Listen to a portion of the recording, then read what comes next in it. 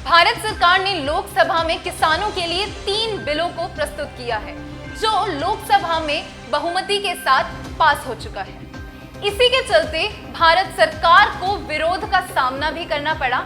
Opposition parties, Congress, Trinamool Congress और कई पार्टियों ने इस बिल का विरोध किया है और इस बिल को एंटी फार्मर्स यानी किसान विरोधी बताया है।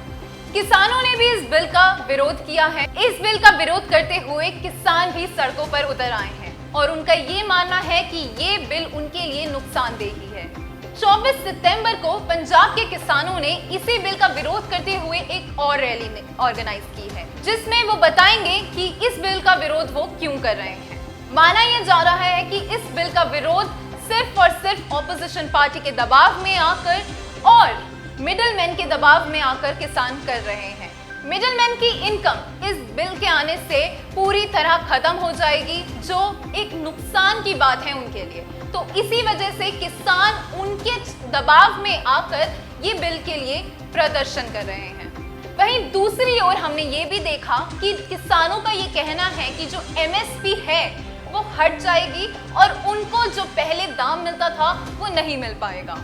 और इसी विरोध को देखते हुए प्रधानमंत्री नरेंद्र मोदी जी ने अपने ट्विटर हैंडल से ट्वीट करते हुए ये कहा है कि किसानों को किसी के भड़काने में नहीं आना चाहिए और उन्हें समझदारी से काम लेना चाहिए। ये बिल किसान विरोधी नहीं बल्कि किसानों के समर्थन के लिए है। इन बिलों से कोई एमएसपी नहीं हटाया जा रहा है, बल्कि इन बिलों से किसानों को फायदा ही फायदा होगा। इन बिलों के कारण किसान अपने अनाज को सिर्फ एक मंडी में नहीं बल्कि देश भर में किसी भी मंडी में बेच सकेंगे और उनकी एम्प्लॉयमेंट ज्यादा हो जाएगी।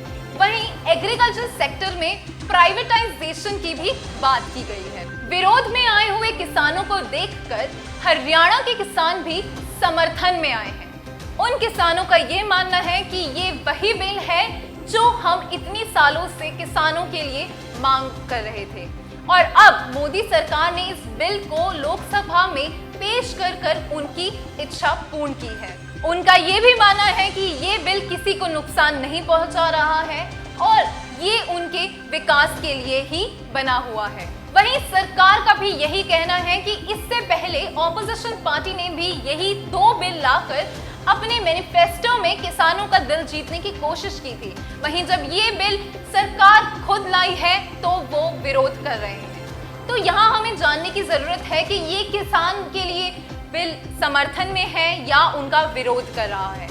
जहाँ की पूरी जो पिक्चर बनती आ रही है वो यही है कि ये बिल सिर्फ और सिर्फ किसान समर्थन में है। उनकी एम्प्लॉयमेंट अपॉर्चुनिटीज बढ़ेंगी, उनके पास पैसा कमाने का अच्छा जरिया होगा, वो एक जगह पे लिमिटेड नहीं होंगे और हर जगह अपना अनाज बेच पाएंगे। ये बिल सिर्फ और सिर्फ 2 लोगों के समर्थन में नहीं है, मंडियों और बिचौलियों के। उनको इस बिल से काफी नुकसान हो सकता है, लेकिन उससे किसानों को कोई नुकसान नहीं है। अब देखा ये जाएगा कि हरियाणा में उतरे किसान जो समर्थन में हैं और पंजाब में उतरे किसान जो विरोध कर रहे हैं इस बिल का, वो इन चीजों को समझ पाते हैं या नहीं। ऐसी ही तमाम खबरों को जानने के लिए देखते रहें इंडिया 99 टीवी मेरे यानी श्रुति भट्ट के साथ।